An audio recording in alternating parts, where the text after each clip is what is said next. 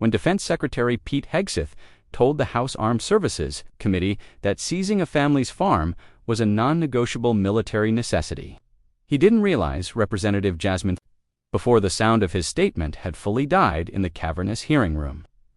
The entire political landscape had fractured. The image was already a meme before the committee chairman could slam his gavel to demand order. On social media, the clip exploded, a digital wildfire consuming everything in its path. Hashtag GableFarm and hashtag Crockett Report trended worldwide within 10 minutes. Inside the Pentagon and the West Wing, phones began to ring with a panicked intensity usually reserved for military incursions, not congressional hearings. In that single, electrifying moment of political theater, a routine oversight hearing had become a national crisis, and Jasmine Crockett had just lit the fuse 48 hours earlier. The atmosphere inside Secretary of Defense Pete Hegseth's earring office was one of supreme, almost casual, confidence. They were prepping him for the Armed Services hearing, but the mood was more akin to a pre-game huddle for a match already won. Hegseth leaned back in his leather chair, a portrait of a man entirely comfortable with his own power. He'd traded his television studio for the Pentagon, and in his mind, it was merely a larger stage with higher stakes, but the same audience to be won over. Okay, let's run through the vulnerabilities one more time. His chief of staff, a sharp-edged former colonel named Mike Jennings, prompted, "The budget increase is a slam dunk with this majority. What about the small stuff, the base realignments?" A younger aide, a policy advisor named Tim, flipped through his briefing book. "There's only one potential friction point, Mr. Secretary, the eminent domain action in Pennsylvania." Hegseth waved a dismissive hand. "What about it? It's a done deal. We need the land for the new logistics hub at Fort Independence. It's critical for Atlantic readiness." The committee, Tim noted, a slight tremor of caution in his voice. "Jasmine Crockett, from Texas," Hegseth smirked. He knew the name. He'd sparred with people like her for years on cable news. It's what they do. We'll absorb it, thank her for her passion, and restate the facts. This is about national security, not one family's sentimental attachment to a piece of dirt. Jennings, make sure we have the numbers on what we're offering them. Fair market value. Use that phrase. It sounds responsible. "We have it, sir," Jennings confirmed. Rising from his chair and walking to the window that looked out over the Pentagon courtyard, "They can bring their feelings, we'll bring the facts. The fact is, the military needs to be modernized, and that requires tough decisions." He looked at his reflection in the glass, seeing not just a Secretary of Defense, but a historical figure shaping the future of American power. He was utterly convinced there was no scenario in which he didn't walk out of that hearing room as the unquestioned victor miles away in a cramped. Across the desk from her sat Mark Gable, a man whose face seemed to be a roadmap of his family's 110-year history on their land. Daughter Sarah, her sharp, intelligent eyes filled with a mixture of anger and fear. Spread between them on the desk were photographs.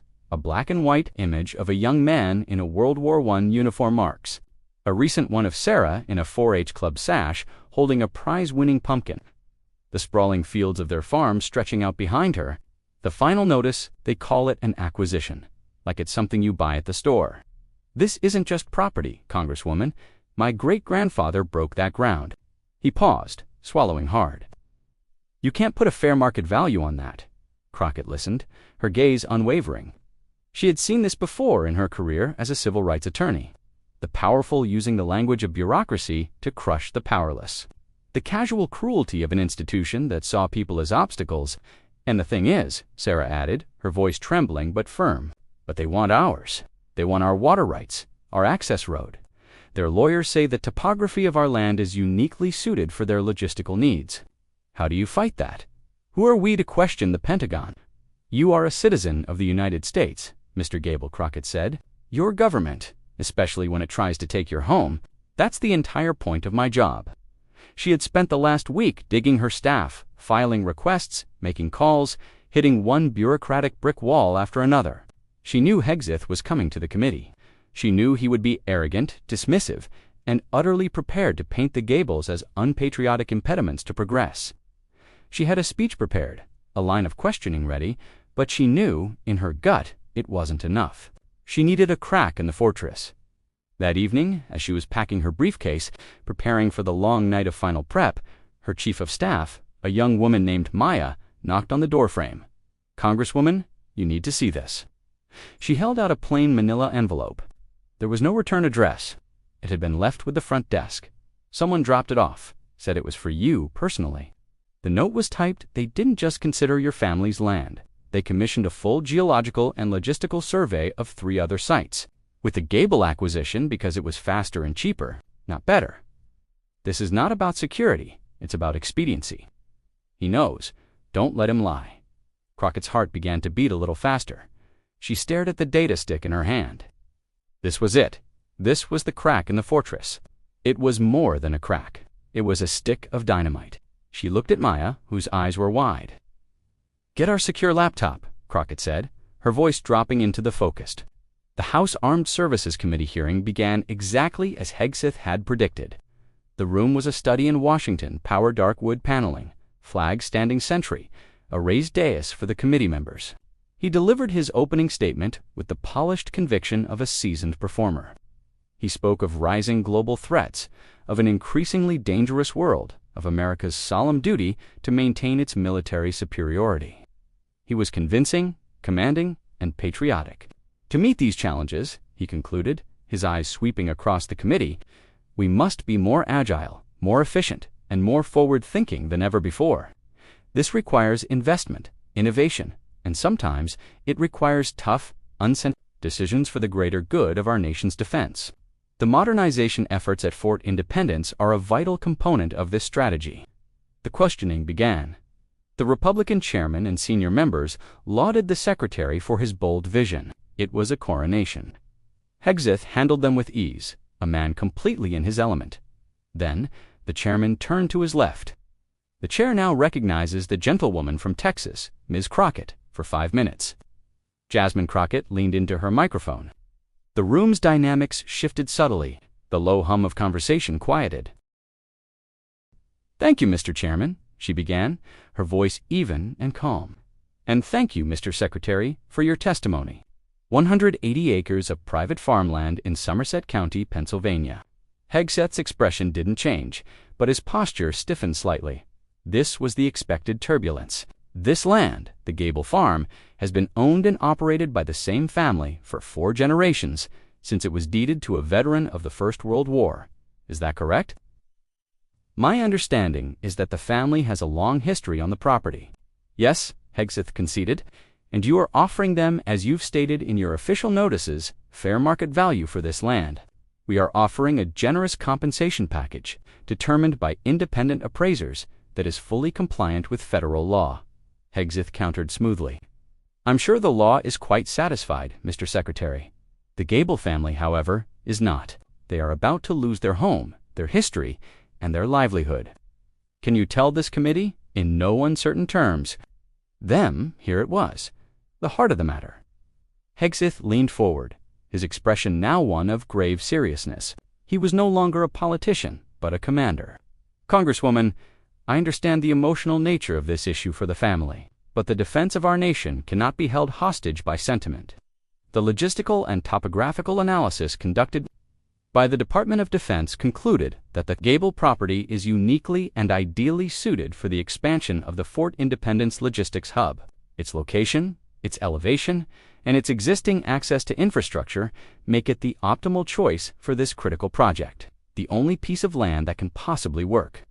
Crockett pressed, her voice gaining a sharper edge.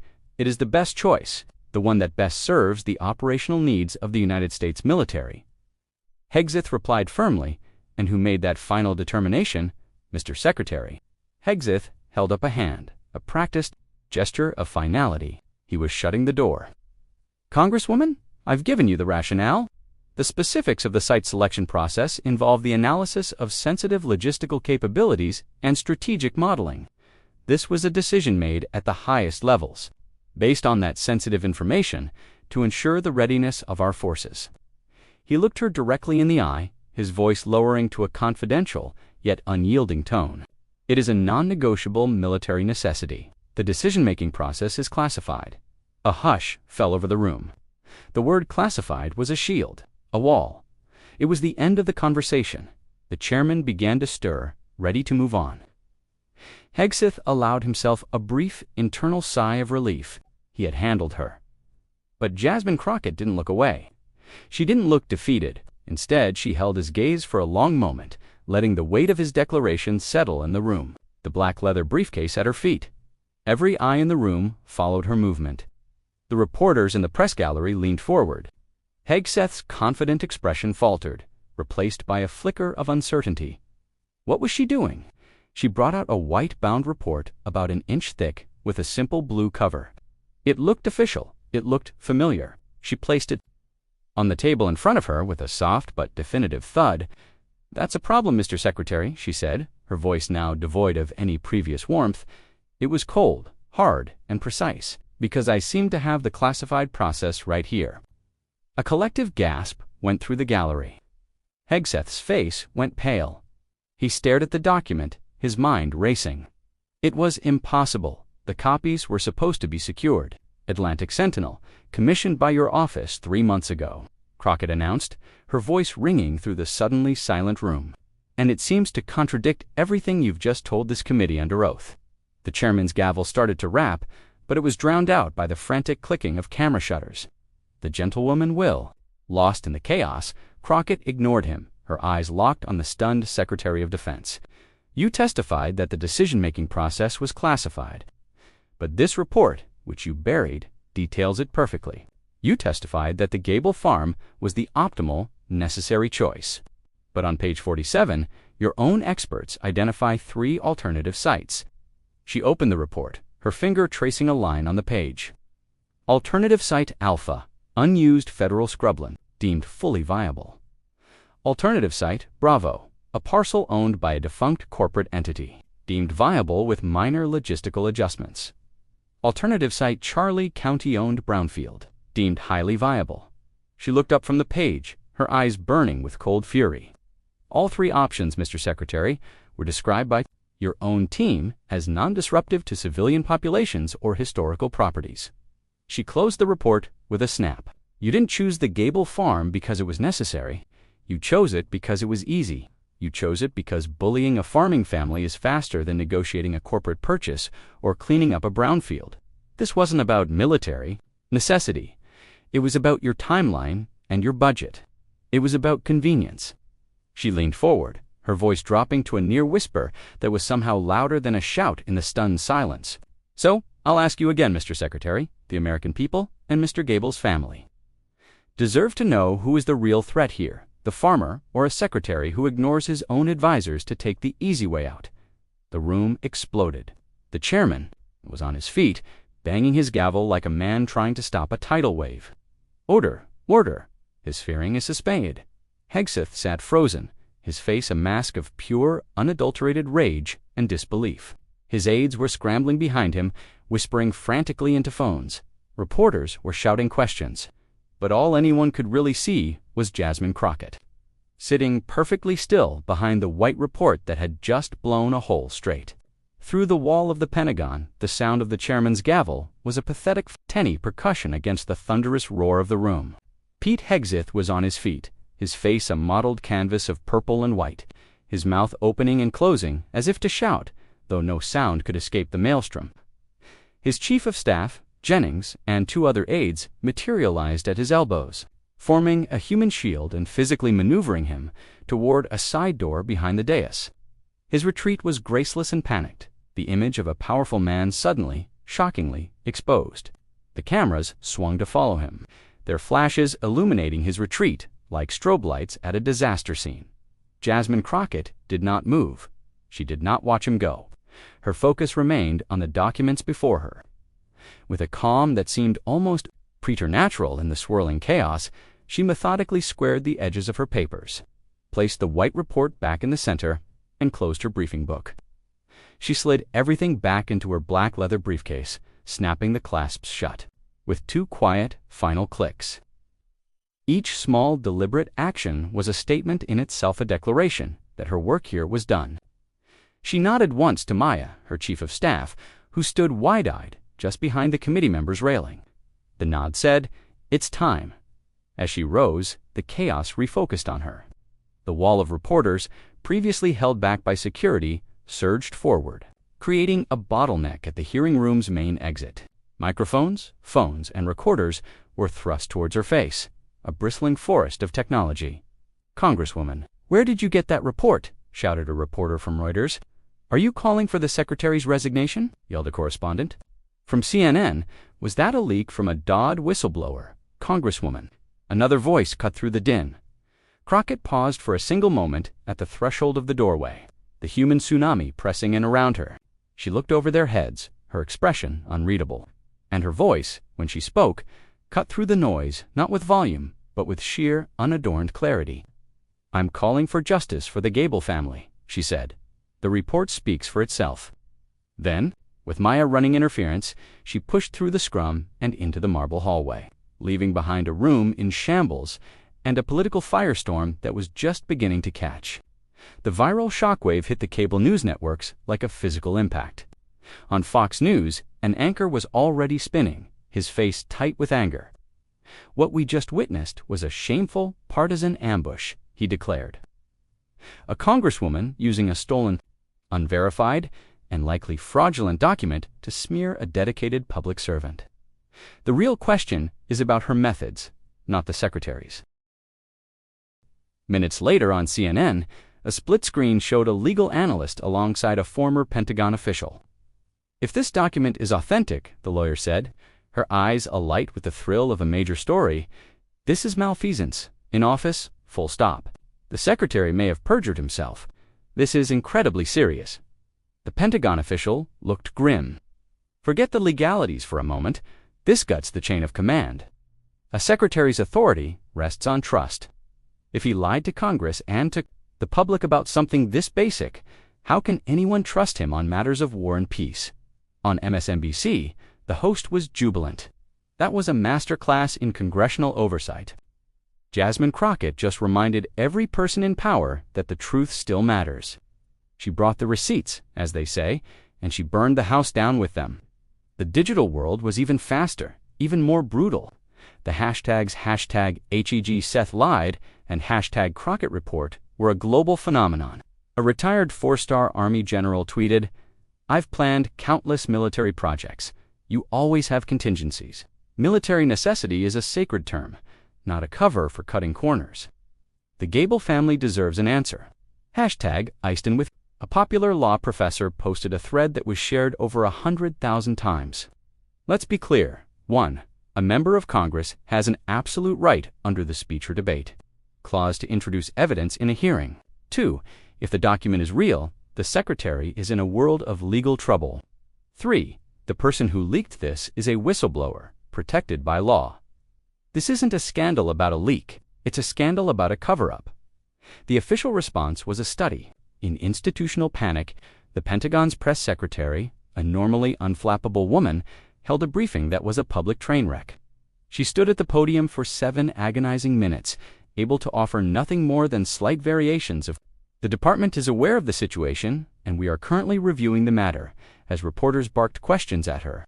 The White House press secretary fared little better, facing a barrage from the press corps.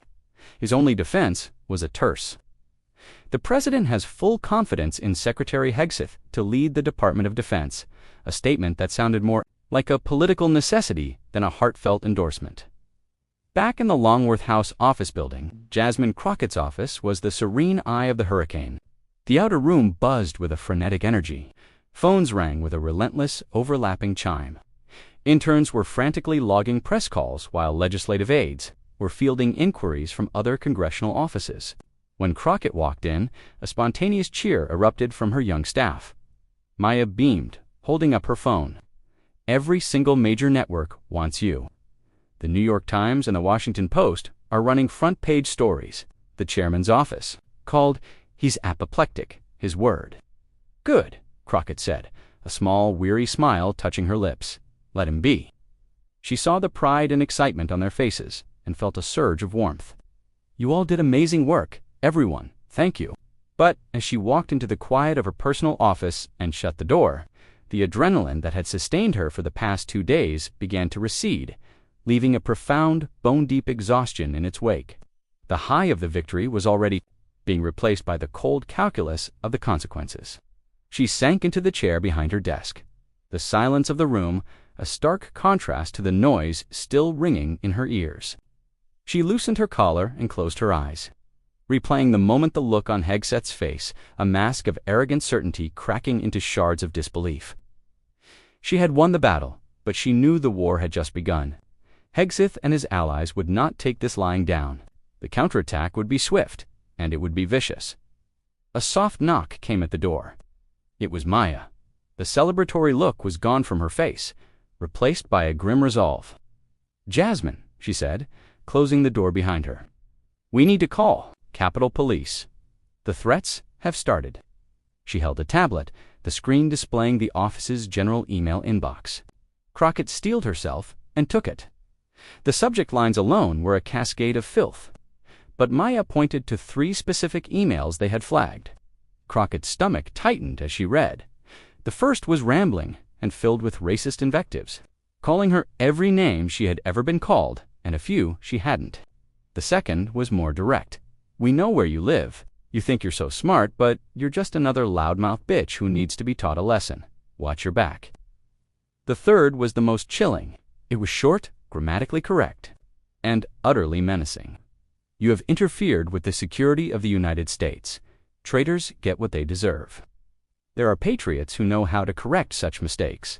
Do not assume you are safe." Crockett handed the tablet back to Maya, her hands feeling strangely cold. "The voicemails are worse," Maya said, her voice low. "I saved one." She tapped her phone, and a distorted, electronically deepened voice filled the quiet office. "You think you're a hero, you stupid C*****. You're a dead woman, walking. We are going to make you pay for what you did to a great patriot. We're going to find you, and we're going to silence you for good."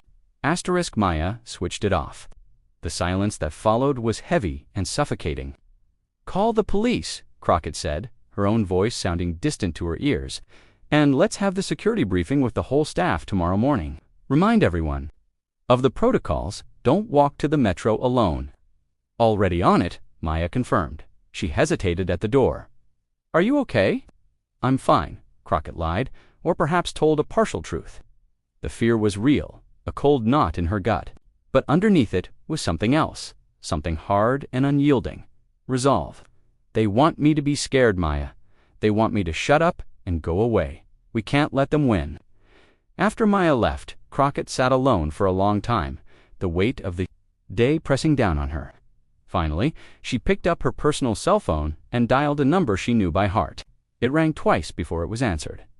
"Jasmine, baby, I saw it. Oh my God, I saw it all on the news." Her mother's voice, warm and familiar and laced with a thick thread of anxiety, was the first thing that had felt truly real all day.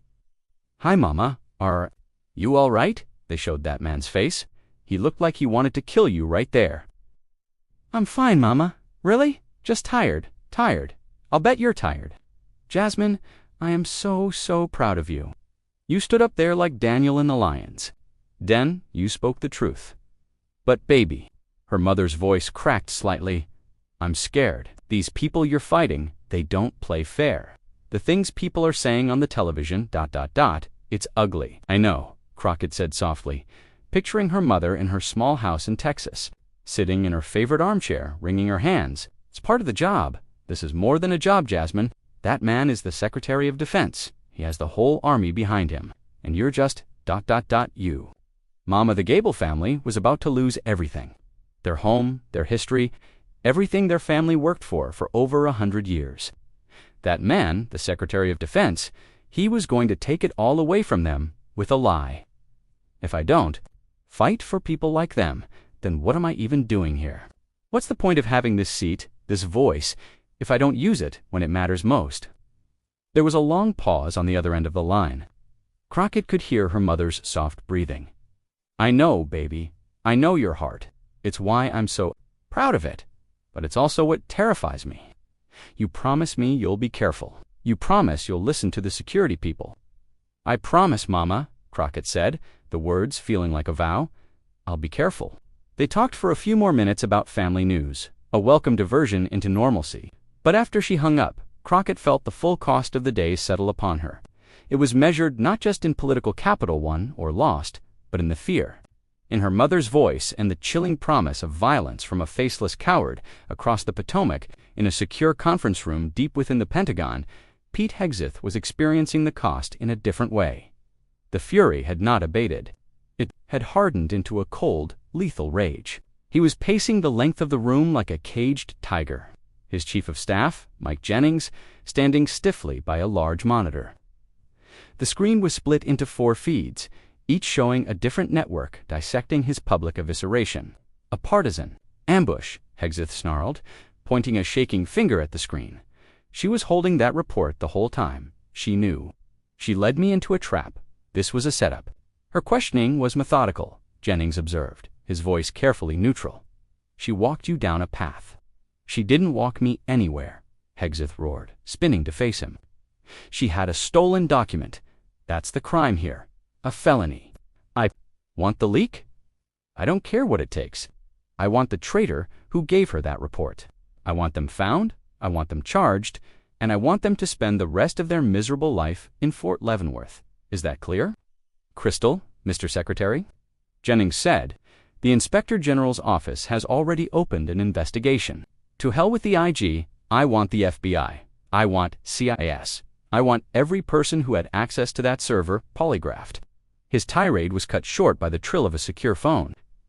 Jennings answered it, listened for a moment, and his face went rigid. He held the receiver out to Hegseth. It's the White House, he mouthed. Chief of Staff? Hegseth snatched the phone. Yeah. The voice on the other end was quiet, but it carried the chilling authority of the Oval Office. Pete, what the hell happened? I was ambushed, Alan Hegseth snapped. Crockett had a stolen, classified document. This is a political hit job. I don't care what you call it, Pete. I care what it looks like, and it looks like you lied. Under oath. On national television, the White House Chief of Staff said, his voice dangerously calm, you told us this land acquisition was clean. You told us it was handled. Now it's the lead story on every channel. And we're talking about perjury and whistleblower acts instead of the defense budget. I'll handle it, Hegseth insisted. I'll go on offense. We'll expose Crockett and her methods. No, Allen cut him off sharply.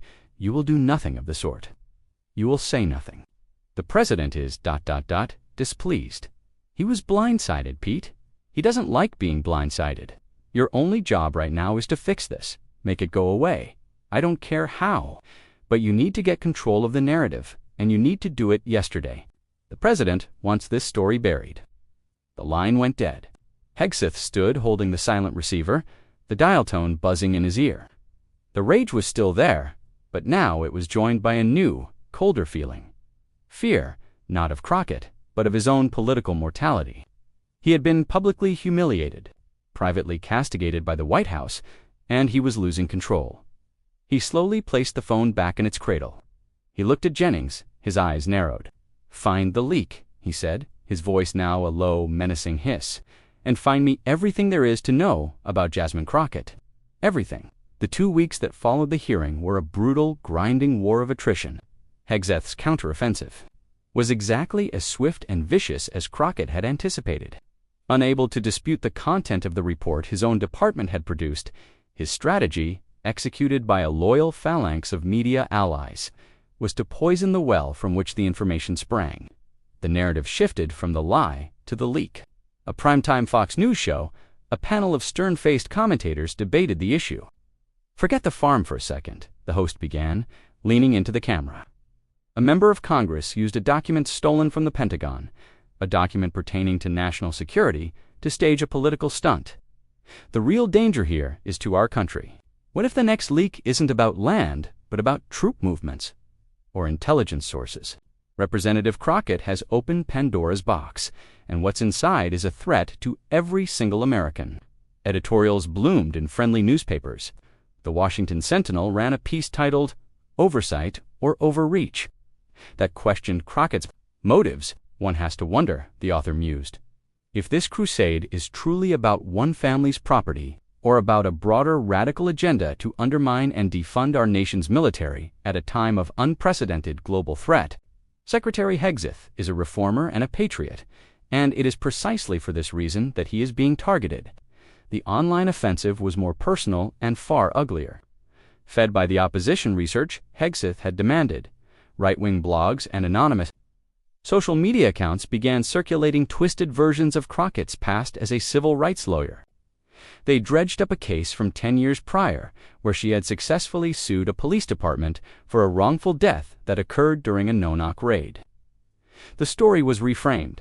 She wasn't defending a grieving family. She was a radical, cop-hating lawyer who made a career out of defending criminals. A photo of her from that time, looking fiery and defiant on the courthouse steps, was plastered everywhere, juxtaposed with images of soldiers in combat. The implication clear. She was on the wrong side. The pressure campaign extended beyond the digital realm and into the lives of the Gable family. The quiet country road leading to their farm transformed into a semi-permanent media encampment. Satellite trucks idled by their mailbox.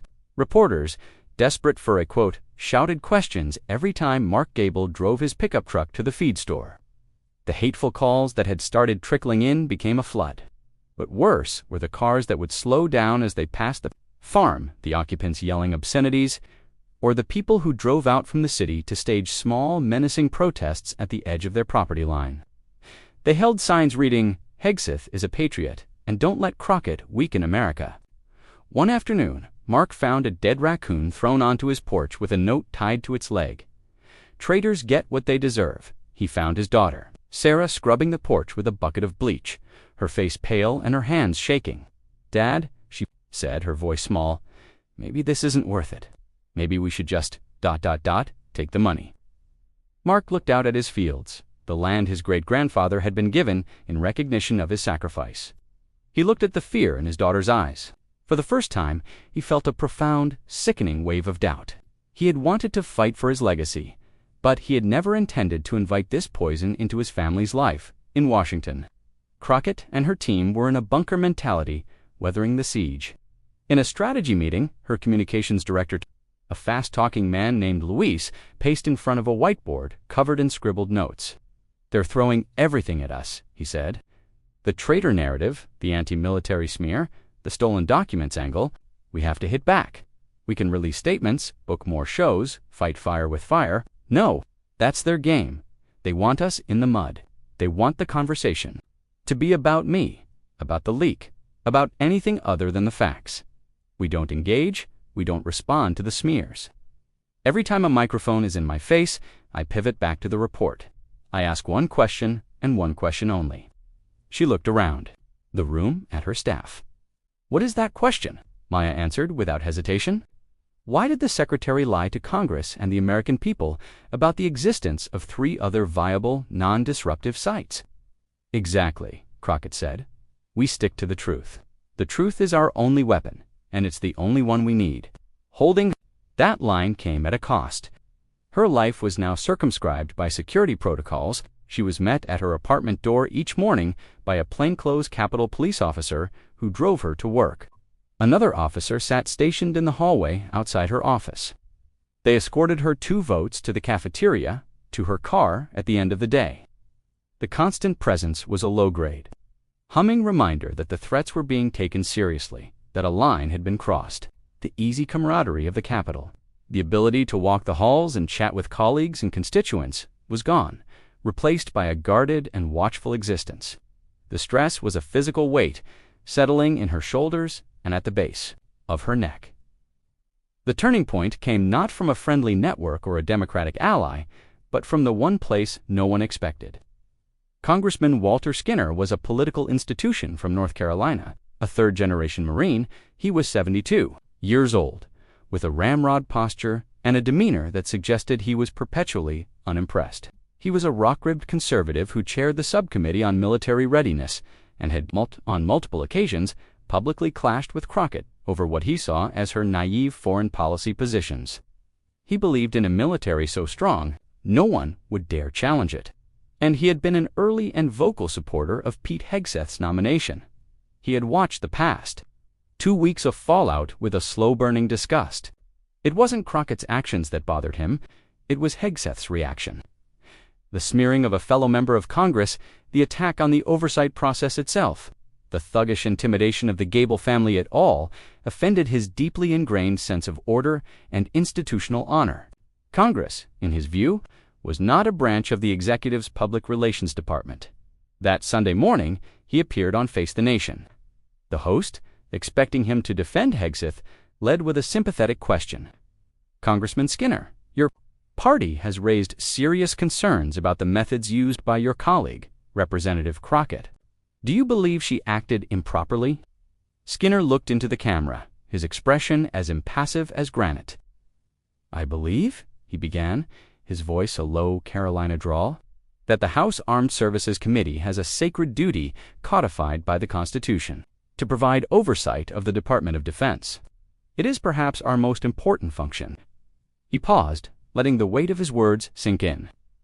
Now, while I disagree with my colleague from Texas on a great many issues, the questions she raised in that hearing, based on the document she presented, were not improper.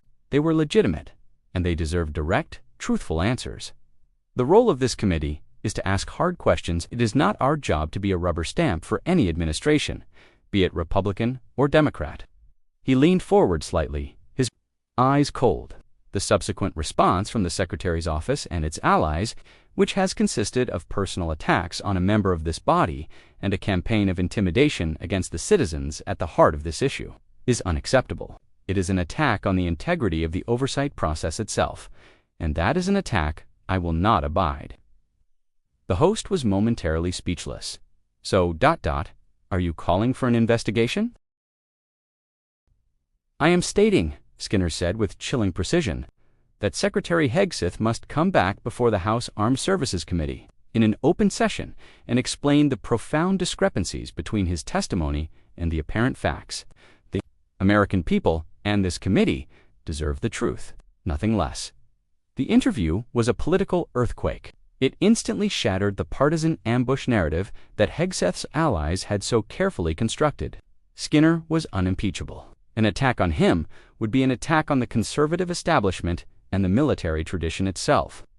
His statement gave dozens of other Republicans who had been privately uneasy with Hegseth's conduct the political cover they needed to speak out. Within hours, 3 other Republican members of the committee had released statements echoing Skinner's call for a new hearing. The story was no longer Crockett versus Hegseth. It was now Congress versus the Pentagon. The dam had broken.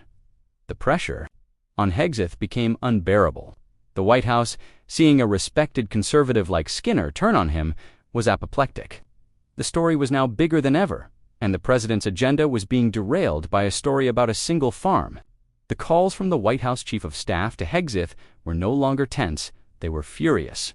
The message was simple: end this now. Finally, the Pentagon blinked. Late on a Friday afternoon, hoping to bury it in the weekend news cycle, the DoD press office released a 1-paragraph statement.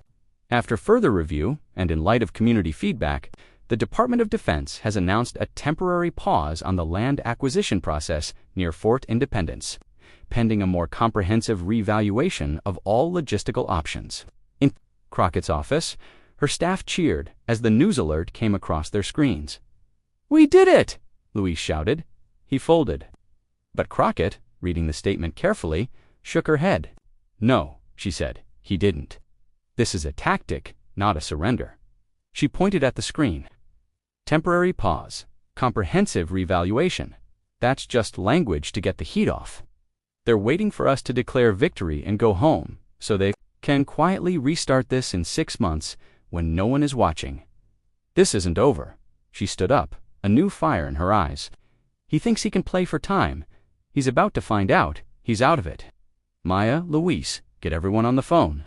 I want a press conference for Monday morning on the steps of the Capitol, and make sure the Gables can be there. I want them standing right next to me." That Monday was bright and clear. A podium had been set up on the east front of the Capitol, the iconic dome rising in the background. A crowd of journalists, photographers, and television crews was assembled. Standing at the podium, Jasmine Crockett looked calm and resolute. To her right stood Mark Gable, his face etched with a weary determination, and his daughter Sarah, her fear replaced by a quiet strength. The visual was potent. the halls of power, and the heartland of America. To the microphone, "Good morning," she began, her voice carrying clearly in the morning air. 2 weeks ago, Secretary of Defense Pete Hegseth told the American people a lie from inside that building. She gestured with her head toward the Capitol. He lied to a committee of Congress, and he lied about the necessity of taking this family's home. On Friday, his department offered us a temporary pause in their efforts. They want us to be grateful for this temporary reprieve, but I am here today to say we are not grateful, we are not satisfied, and we do not accept. She looked from the cameras to the gables and then back. A pause is not justice. A review is not accountability. A temporary halt to an injustice is not the same as making it right. This was never just about one farm in Pennsylvania. This is about a fundamental principle in the United States of America. The government serves the people, not the other way. Around her voice grew stronger, imbued with the passion of a closing argument, the awesome power of our state, and especially the sacred trust placed in our Department of Defense, must be wielded with truth, with humility, and with respect for the citizens it is sworn to protect. It cannot be used as a tool of convenience, a weapon of intimidation, or a shield for deceit. She paused, letting her final words hang in the air before delivering the final blow. So let me be perfectly clear. We do not accept the pause. We demand a permanent and public withdrawal of the eminent domain action against the Gable family, effective immediately. Furthermore, we demand a public commitment from the Department of Defense that the tactics of deceit and intimidation used against this family will never be used against any American citizen again. This is not a negotiation. This is the only acceptable outcome. The Gables are not going anywhere, and neither am I. Crockett's ultimatum on the Capitol steps was a political declaration of war, and the White House heard it loud and clear. Her speech, clipped and shared millions of times, had perfectly framed the conflict, not as a partisan squabble, but as a populist defense of the common citizen against government overreach. Hegseth's carefully constructed media narrative about a traitorous leak had been completely overrun by a simpler, more powerful story, a family farm versus a lying bureaucrat. Crockett hadn't just won the news cycle. She had seized the moral high ground, and she had built a fortress on it. Inside the West Wing, the mood was funereal. The president's chief of staff, Allen, sat in his office with the vice president and the White House counsel. The television on the wall was muted, but the image of Crockett at the podium, with the Gables at her side, was a constant, searing indictment. She played this perfectly, the vice president said, a note of grudging admiration in her voice. She let him punch himself out with the traitor talk, waited for Skinner to give her bipartisan air cover, and then she delivered the knockout blow. He can't recover from this. He's a liability, the counsel stated flatly. Every day this story is on the front page is a day we're not talking about the economy or our foreign policy agenda. He failed to contain it. Worse, he made it a national referendum on his own character. He lost. Allen, who had been silent, finally spoke, his voice low and devoid of emotion. The president wants it over. Today, he picked up the secure phone. On his desk and dialed a direct line to the Pentagon. He didn't wait for pleasantries. "Pete," he said, the single word carrying the weight of a final judgment. "It's done." There was a sputtering on the other end of the line. "What are you talking about?" "I'm not backing down. We can still fight this. We can pivot back to the leak, ... "No, Pete, you don't understand," Allen interrupted, his voice turning to ice. "There is no we. There is you. And you are going to end this. The president is not asking. He is directing you to solve the problem you created. You will hold a press conference this afternoon. You will announce the permanent and unconditional withdrawal of the eminent domain action against the Gable property. You will state that after a thorough and personal review, you have determined that an alternative site is in fact superior. You want me to admit she was right." Hegseth's voice was a strangled cry of outrage. "You want me to go out there and humiliate myself?" "You are going to take the high road, Pete," Allen said, the sarcasm barely concealed. "You will frame this as a testament to your department's diligence and responsiveness. You will not mention Congresswoman Crockett. You will not mention the report. You will make this sound like it was your prudent, responsible decision all along. You will be a statesman. This is the price of keeping your job. Am I clear?" The silence from the Pentagon was long and heavy. Finally, a single, defeated word came back. Clear. That afternoon, Pete Hegseth stood at the Pentagon press briefing podium, the same spot where, just weeks earlier, his press secretary had been publicly flayed. He looked diminished, his usual bravado replaced by a brittle, forced composure. He read from a prepared statement in a monotone, his eyes fixed on the paper, refusing to meet the gaze of the assembled reporters. Following a thorough and personal review of the logistical requirements for the Fort Independence expansion, I have directed the department to pursue an alternative site for the new logistics hub, he recited. While the initially considered parcel offered certain advantages, our revaluation has identified a federally owned brownfield site that, with modern engineering, can be made to suit our needs while minimizing community impact. Therefore, the Department of Defense is permanently rescinding the eminent domain action regarding the private property known as the Gable Farm. We are committed to being good neighbors and responsible stewards of the public trust, he finished, folded the paper, and turned to leave without taking questions. A reporter shouted, "Mr. Secretary, was this decision influenced by the report revealed by Congresswoman Crockett?" Hegseth didn't break stride. He simply walked through the door and disappeared, the architect of a grand vision reduced to a man fleeing the scene of his own public surrender. The news hit Crockett's office like a bolt of lightning. An intern monitoring the press conference screamed, "He did it! He caved!" Staffers poured out of their offices, crowding around the television, watching the replay. A wave of joyous, disbelieving laughter filled the room. They had won. They had actually truly won. Maya threw her arms around Crockett, lifting her off the ground in a triumphant hug.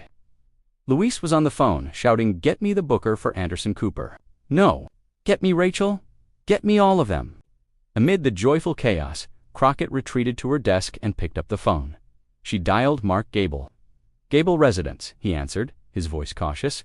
"Mr. Gable, it's Jasmine Crockett." "Congresswoman," he breathed. "We were just watching. Is it true?" "It's true," she said, a wide, genuine smile spreading across her face. "It's over. He's withdrawn the action.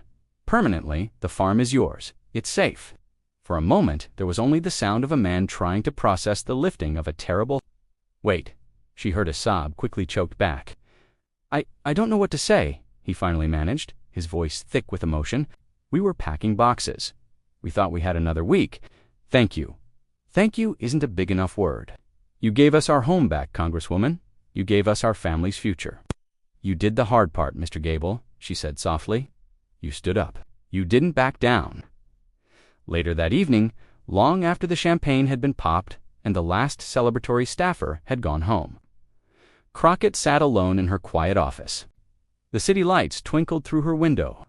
The victory was sweet, but it had a complex, bittersweet aftertaste. She thought of the vile, racist emails, the chilling threats, the fear in her mother's voice. She thought of the coordinated media machine that had been turned against her, a machine designed to crush and discredit, not to debate. She had faced it down and won, but the machine was still there, ready to be aimed at the next person who dared to challenge the established order. She had won a battle, a significant and deeply satisfying battle. But the war against that kind of casual, institutional arrogance, she knew, was never really over. 2 weeks later, the summer sun beat down on the fields of the Gable Farm. The media trucks were gone. The protest signs had been cleared away. The only sound was the familiar, comforting roar of a John Deere tractor as Mark Gable cut furrows into the rich Pennsylvania soil, preparing a field for a late planting of soybeans. Sarah rode on the tractor's fender, her face turned to the sun, the grim tension of the past month replaced by the easy contentment of a summer afternoon.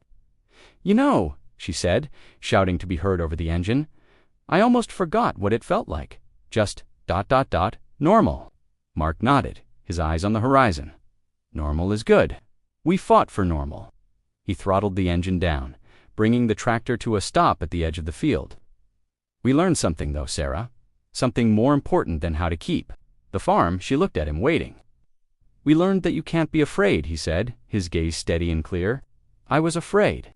When those people were shouting at the end of our driveway, when I saw the look on your face, scrubbing the porch, I was ready to give up. But you can't. We learned that one person, one family, if they have the truth on their side and they find someone willing to fight with them, can still make a difference. What Congresswoman Crockett did, she didn't just fight for us. She fought for the idea that people like us still matter. We can't ever forget that. Sarah nodded, a new understanding dawning in her eyes. It wasn't just land they had saved. It was a piece of their own spirit, miles away. In a sterile cubicle in a sprawling Arlington office complex, a mid-level Pentagon analyst scrolled through a news site on his lunch break. He was a man who prided himself on being invisible, a ghost. In the machine, his title was bland, his work arcane. He was nobody of consequence. He stopped at a photo accompanying a follow-up story. It showed Mark and Sarah Gable on their tractor, smiling. The headline read, "Pennsylvania Farm Saved in David vs. Goliath Battle with Pentagon." A small, unbidden smile touched the analyst's lips. He felt a quiet, dangerous sense of satisfaction. It had been his data stick, his anonymously typed note. He had watched for years as expediency won out over principle, as careers were built on cutting corners, as powerful men like Hegseth treated the truth as an inconvenience. He had seen the original site selection report and the subsequent order to bury it, and something inside him had finally snapped. He knew the Inspector General's investigation was still crawling through the department, sniffing for the source of the leak, reviewing server access logs and email records. He had covered his tracks, but there was always a risk. Every day he walked into the building, he felt a low hum of anxiety. But as he looked at the picture of the Gables, he knew, with an unshakable certainty, that he would do it again. The ripple effect of Crockett's victory spread in ways she would never know.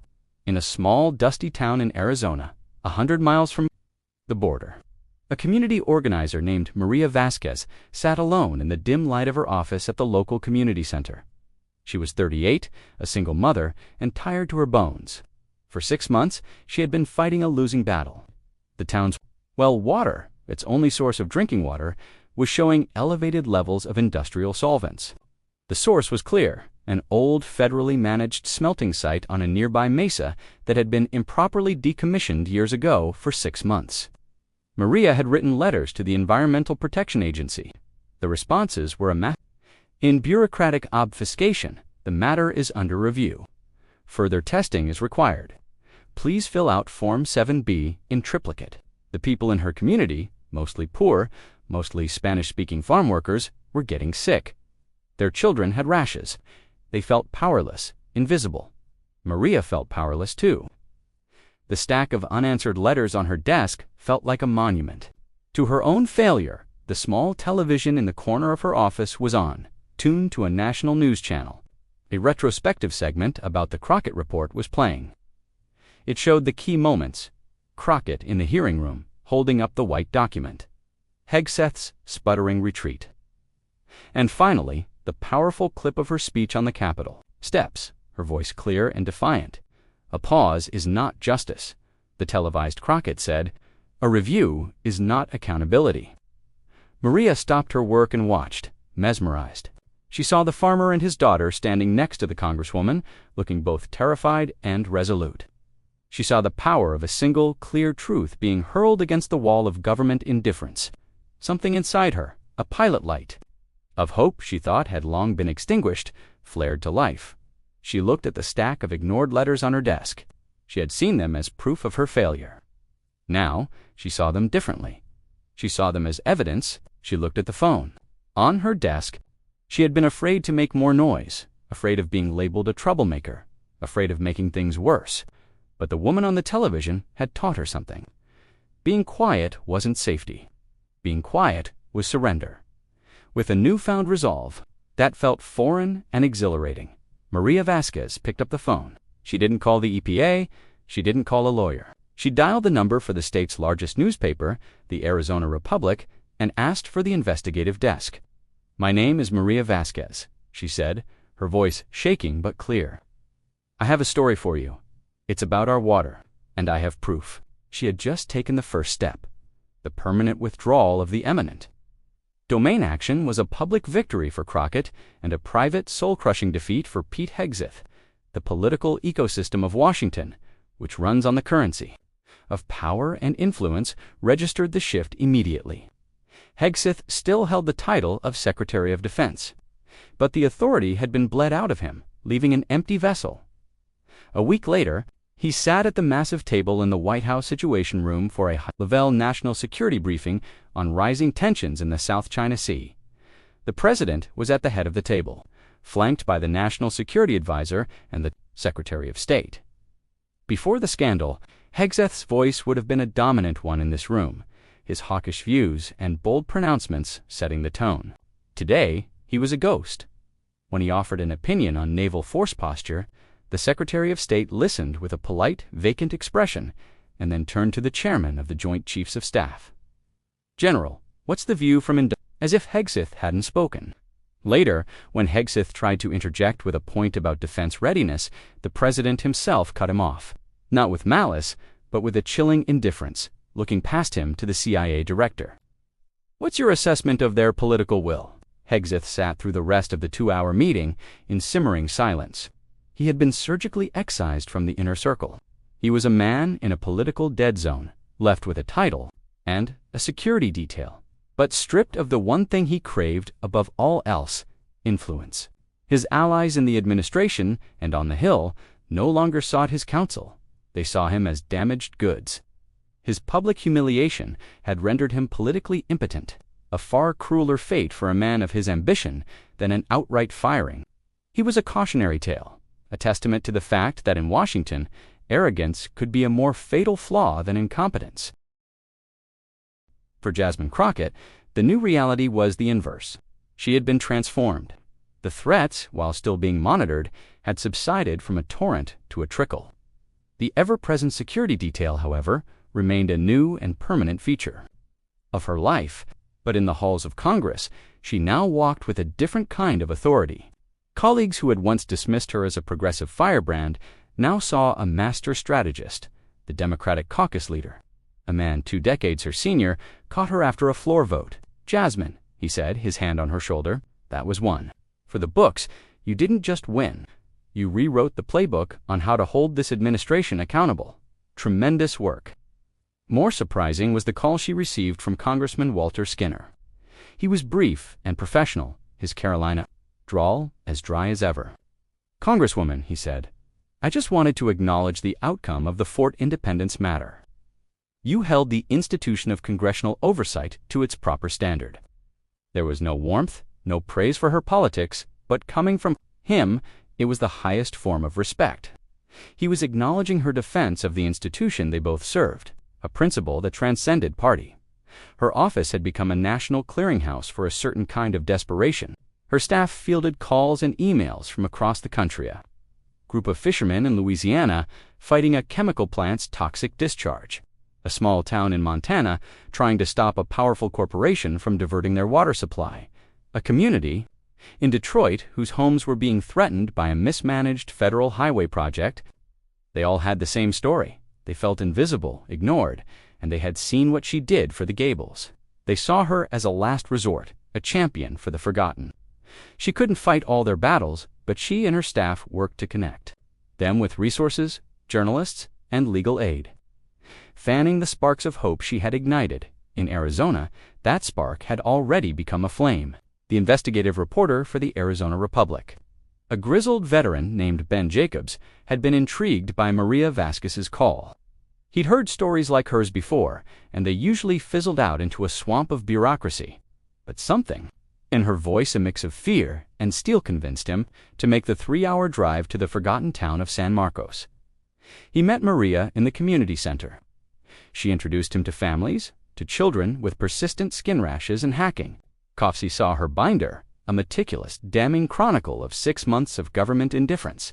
He smelled the water from the town well. It had a faint, metallic odor that made the back of his throat itch. This wasn't a bureaucratic fumble. This was a public health crisis in plain sight. 2 weeks later, his story ran. The Poisoned Wells of San Marcos was a devastating front-page expose. It featured a large, haunting photograph of a small girl with sad eyes holding up a glass of brownish tap water. The article detailed the EPA's own historical records of the solvent contamination at the nearby site and laid out their 6-month failure to respond to the community's pleas. The public outcry was swift and furious. The governor, who was up for re-election, was forced to hold a press conference, promising immediate state assistance. Arizona's 2 senators, besieged by calls, issued a joint statement demanding the EPA take immediate federal action.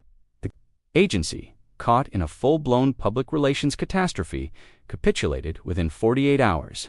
They announced an emergency deployment of industrial-grade mobile water filtration units and, more importantly, fast-tracked a full-scale remediation plan for the entire San Marcos aquifer. A few days later, Maria Vasquez stood on a dusty street corner, shielding her eyes from the sun, as a massive flatbed truck rumbled into town. On its back was a gleaming stainless steel filtration system, the size of a shipping container. A convoy of trucks carrying pallets of bottled water followed. Close behind, children who had been told for months not to drink from the taps began to cheer. Residents came out of their small homes, their faces etched with a relief so profound it looked like pain. Maria felt tears welling in her eyes. She hadn't stood on the Capitol steps. She hadn't confronted a cabinet secretary on national television. She had just made a phone call. But as she watched a little boy gleefully grab a bottle of clean, safe water, she understood that her fight and Jasmine Crockett's fight were part of the same story. It was a story about refusing to be silent. The last week of July felt different for Jasmine Crockett.